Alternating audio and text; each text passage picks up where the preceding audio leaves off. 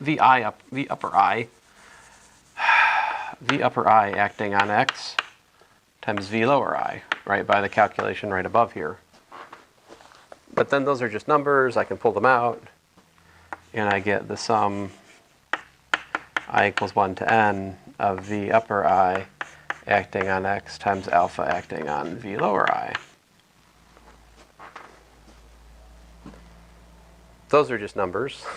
I mean, these are, well, everything here is just numbers, fine. But the point is I can rewrite this as the sum I equals 1 to n of alpha of Vi times V upper I, all of that acting on x. So what this shows me is that alpha is an element of the span of the VI's.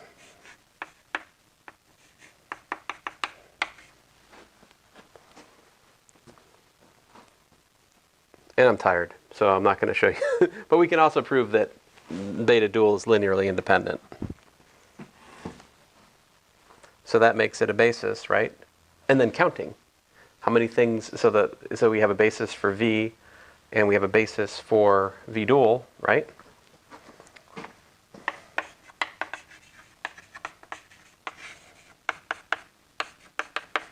So we have that the dimension of V dual is equal to the number of things in the dual basis, which, by the way, is the same as the number of things in the beta basis, which is the dimension for V. And so if the dimensions are equal, they're isomorphic. Is this for finite though? For finite dimensional vector spaces, yeah. So everything kind of blows up at infinity. Yeah, I mean an explicit isomorphism from, let's say, V to V dual is easy enough to write down. Yeah. All you do is you map the ith basis element to the dual basis.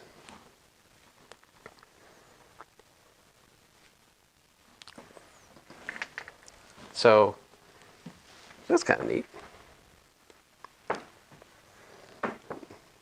So that's the dual basis, right? So I mentioned when we were talking about the tensor product that there are really two schools of thought for thinking about the tensor product of vector spaces. The one is you take the, like we talked about in Dummett and Foote, you take the Cartesian product, right? And then you mod by the relations to make the tensor product behave like you want. So it's a sort of formal algebraic quotient. The other way is to look at tensors as mappings. Not linear mappings, but multilinear mappings. Multilinear mappings. So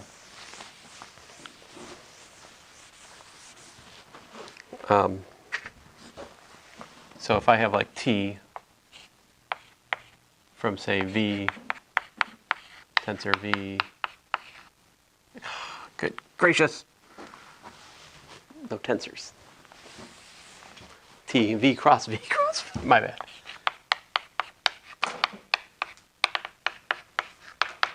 And I'm just going to go into the field, but you could look at tensors that took their values in other things, okay? But I'll just take it to be in the field here to keep things relatively simple.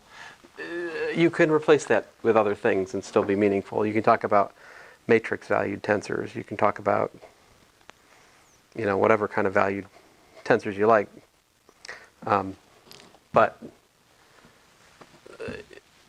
So if we have this is multilinear.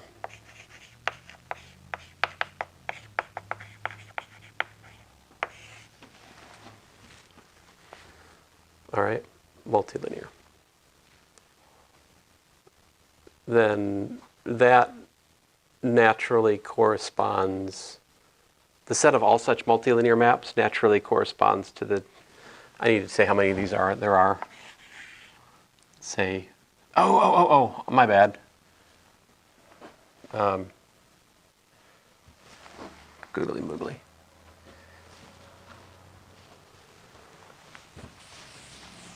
It's not wrong, it's just not quite what I wanted yet.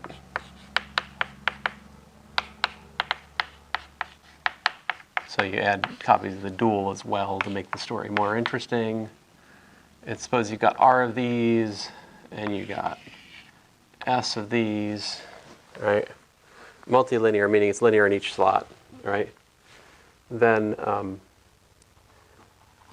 this is called now here I'm going to either, I want to say a type RS tensor on V.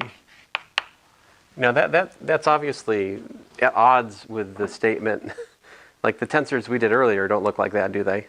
No, but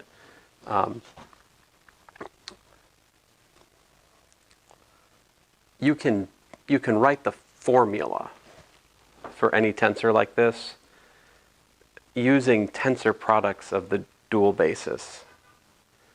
All right, and you also need the double dual basis. What's the double dual?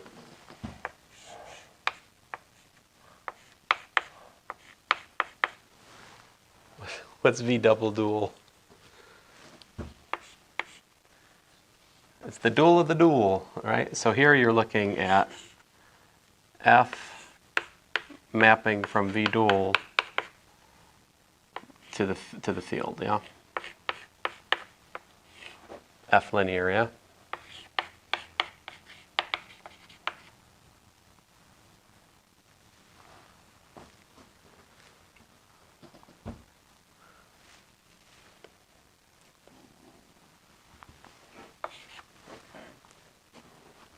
This is, and so here's let me introduce a notation. V rather. I've been using V's, haven't I?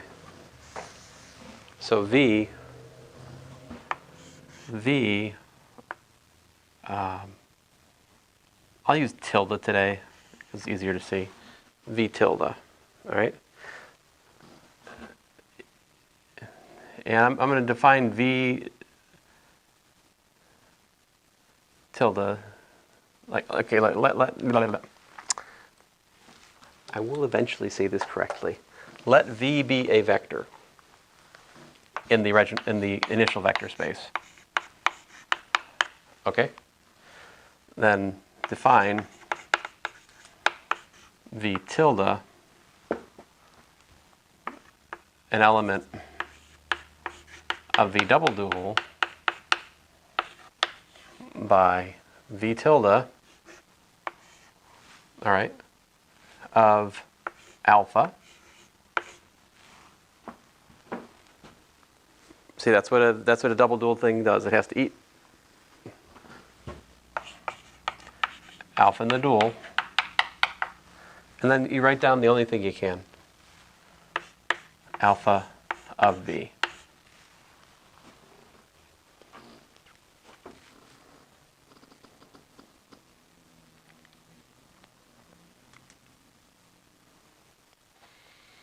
So, I know it doesn't, I mean, so this is linear in alpha. So it's what you need. It's a linear mapping from dual vectors to, and this is a number. And this actually gives you the isomorphism. So like the isomorphism between V and V double dual is much easier. It's psi of V equal to V tilde. That's the isomorphism of V with its double dual. So with those double dual vectors, I can write the formula for a tensor like follows. So I have T of, let's say, X. I guess I need some numbers here. Well, if you don't mind, I'm just going to do X and Y and alpha and beta just to keep it, like, to not burden us with a sea of extra numbers. So here I'm taking R equals to 2, S equals to 2. So these are vectors and these are dual vectors, right? And this is a type 2-2 tensor. I'm also hedging my bets because I'm not entirely sure that I put the R and the S in the right place. And I think if you look at different books, you get different conventions on what type RS means, okay? But this we can write as the sum over I equals 1 to n. Sum over j equals 1 to n. Sum over k. Why didn't I just write one sum in I, j, k, and a? I, j, k, l, you know? K equals 1 to n. It's too late. I'm all in. I'm all in. A equals 1 to n, right? And you got your coefficient from the x's, right? And if I was being a good tensor kind of person, I would put my coefficients on the x's up. And I put the coefficients on the components on the y's up. And I would put the components on the alpha down. And the beta would be down. And what would be left is t of e I, e j. I was using v's, wasn't I? Fortunately, we're almost over, right? Yeah. vi, vj, v upper k, v upper l.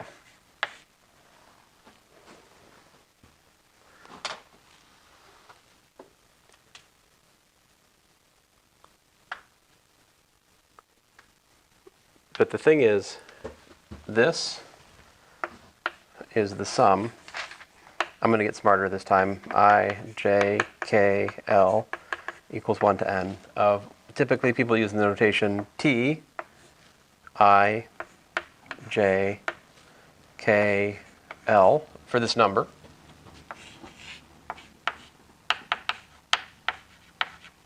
All right. And this right here is vi tensor, vj tensor, v tilde k tensor, v tilde l. All of that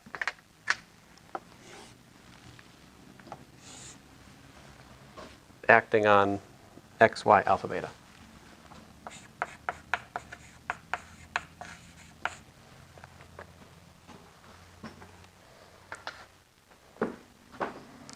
So here I'm defining the tensor product of maps basically by the fact that they multiply their values. Like,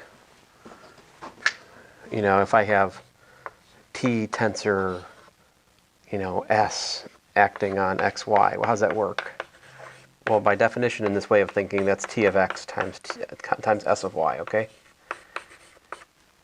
And so you could use rules like this to build up, first of all, the tensor product of two things. And then you could look at the tensor product of three things. And then you can prove that, by the way, this is bilinear because it's linear in x, it's linear in y. So this is naturally, by this definition, a bilinear map. And you keep just going up and up and up, and you get n linear maps, which are multilinear maps. And you call those tensors. But that's isomorphic. Like the set of all such maps is isomorphic to the tensor product of v with v dual with v dual. And that theorem 10 or whatever with the transference between the multilinear map and the tensor and the homomorphism to the tensor product, that theorem actually makes this isomorphism I'm sketching rigorous. Okay. That theorem bridges these two worlds. When my advisor was looking at these things in the early 70s, it wasn't so well understood by everybody. Like, I think they just kind of talked past each other. But at that time, it was very fruitful to have like math seminars between mathematicians and physicists trying to talk each other's language. It's probably still a useful endeavor. But anyway, so of course what we typically do is drop the tildes and just write vk and tensor vl with the idea that a vector acts on dual vectors is used throughout like differential geometry essentially we put into place the double dual. We think of vectors as anytime you're thinking of a vector as an active object that eats dual vectors, you're using the double duals. What's going on there? So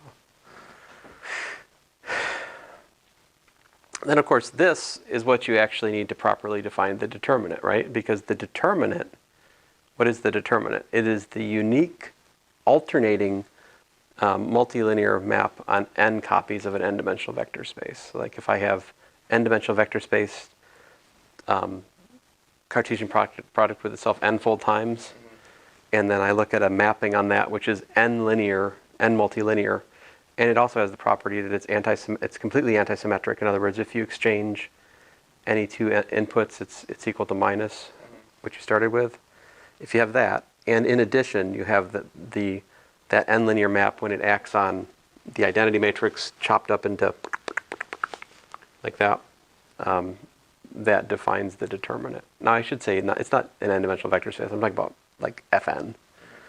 So you can define the determinant as the unique alternating multilinear map on n multilinear map on Rn for which the identity matrix maps to 1.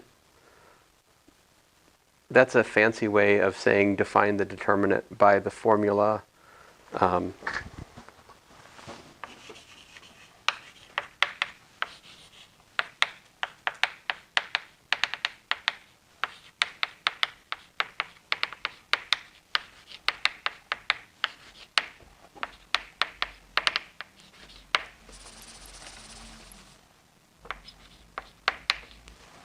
So here, this is the Levi-Civita symbol. It's got epsilon 1, 2, 3, n equals to 1, and it's completely antisymmetric in the indices. That's a stone-cold formula for the determinant, which is really just the formula version of that statement I just made, which is it's the unique n-linear map on the columns of A is the way to look at it. Yeah. But anyway, so we should talk more about. The only thing I haven't talked about here that I still really should talk at least a little bit about is, maybe I should go on actually. I don't know. I never know when to stop, but about now. But the thing I haven't told you yet, I haven't written out yet, is the tensor algebra, which is on page 442 to 443. There he describes if you've got a module, you can take the tensor product of the module with itself as many times as you want. And if you have like a k tensor over the module, you can then tensor that with an L tensor over the module and get a k plus L tensor of the module. Well, this goes on and on without end. Yeah. So that means there's this big thing called the tensor algebra over a module, which is formed from taking the tensor product of the module with itself as many times as you like. Yeah. The intuition for it is it's kind of like polynomials of modules or something like that. But so anyway, that I don't know. I maybe just saying that to you this semester suffices. I do have some homework that's in that, like the one homework on the calculating the product for the determinant product formula. That's using the exterior algebra. I think I'm just going to stop talking about this stuff in class for now for this semester, and I'm going to try to next time we meet, I'll hopefully be in chapter 12, and we'll try to do things there. So sorry, I'm not more organized. I don't know. Anyway.